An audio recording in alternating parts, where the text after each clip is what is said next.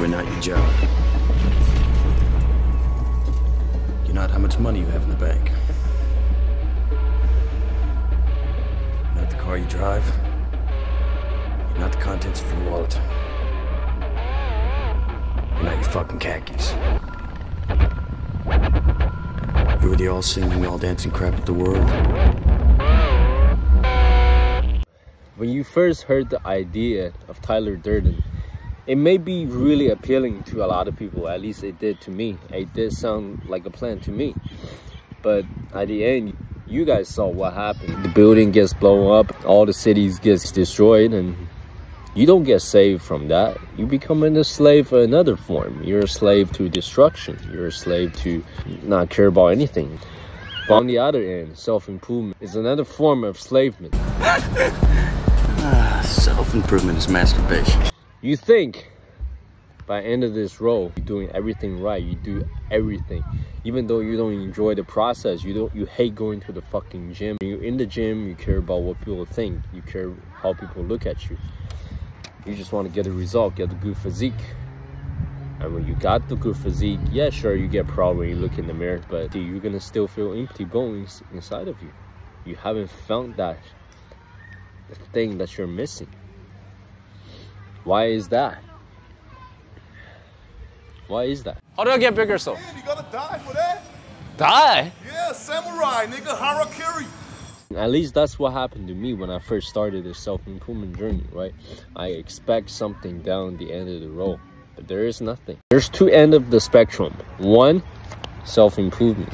The other end, self-destruction. And there's this middle ground, which is the sweet spot. When you're heading towards blowing up, building, self-destruction, you're letting go of fear. You're letting go of self-limitation. You have a lot more freedom. But at that point, you're not benefiting the society, the world as a whole, or yourself as an individual. You're free, but comes what cost? The middle ground, as I mentioned earlier, is the place where you are free to do a lot of things you want. After all, what's the fucking point of improving if you're not free to do anything? You're a slave. Like, goddamn, I can't go fucking watch a movie when I feel like, with my girl, with my friend. Is that what self-improvement looks like to you? If you just do what everybody tells you to do. Do you see, everybody has their own definition of fucking self-improvement. Andrew Tate thinks cooking is a waste of time. You're broke! You're fucking poor! That's why I'm fucking cooking, you bald-headed fuck. I can't afford eating out like fucking 15 times a day like you. Hamza think self-improvement is about gym and reading book and exercising, meditating. Well, maybe if you struggle socially, you have trouble approaching girls or making friends at school or at work, maybe reading 1,000 books per day is not the solution to your fucking problem.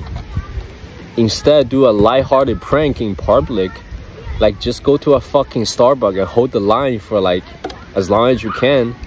I mean, what you might ask, what's the point of that? It fucking builds your confidence. That's what you need to like do, some shit outside of your comfort zone, even though it doesn't make any sense to other people. You have to do it, because that's why I like to call customized self-improvement. That middle ground, that sweet spot, is to have the freedom to do what you want, to not have fear towards certain things, to let go of what does not matter. That's one thing I like about Tyler's ideology, to truly let go of what does not matter. That means you have to get more schooling. Too much school. Would you rather be dead? No. Would you rather die here on your knees in the back of a convenience store? No, please, no. I'm keeping your license. Gonna check in on you. I know where you live. If you're not on your way to becoming a veterinarian in 6 weeks, you will be dead.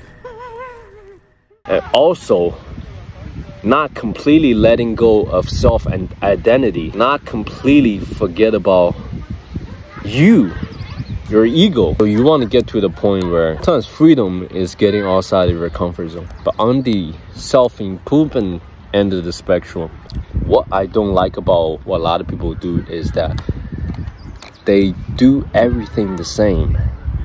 They think self-improvement all looks the same. They have no courage to change it up. That's the part of the thing you need to implement from the movie Fight Club.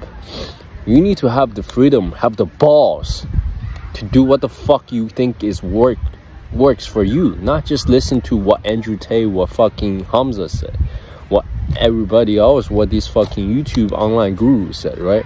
You gotta have an idea of what the fuck do you want. Long term, short term, right now. Because a man who does whatever society tells him to do, or a man who tries to be like somebody, so many people trying to be like somebody they're not, that's not what a man is.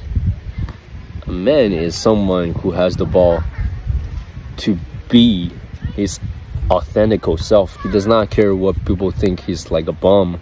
He has the ball, he has the freedom to do that thing. Even that shit makes him look like a fucking retard. He still has the ball to do, to say fuck the normal self-improvement bullshit, whatever you got going on. I have my own self-improvement. I have the ball to implement what I want to implement in the self-improvement. That's why I like to call customized self-improvement. You cannot let self-improvement chain you up.